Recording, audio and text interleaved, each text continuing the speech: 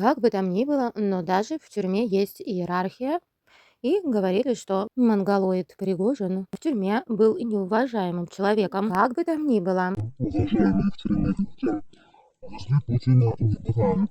По причине взаимного антагонизма. Чего нельзя сказать о фанате Путина, очевидно, как можем видеть.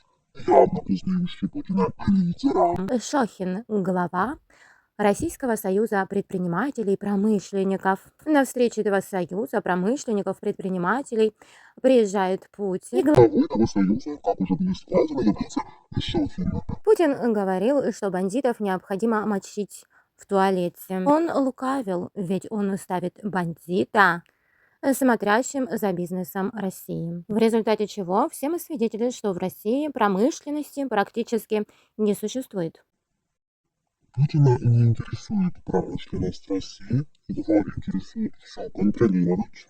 И чтобы нигде не было видно действительно достойных уважения людей, действительно самцов, и чтобы ничто не напоминало Путину о том, кем он есть на самом деле.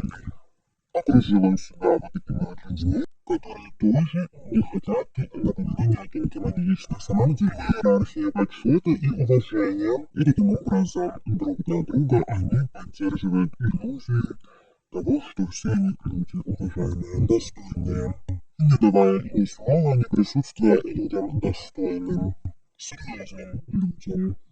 Скоморохи изолировались.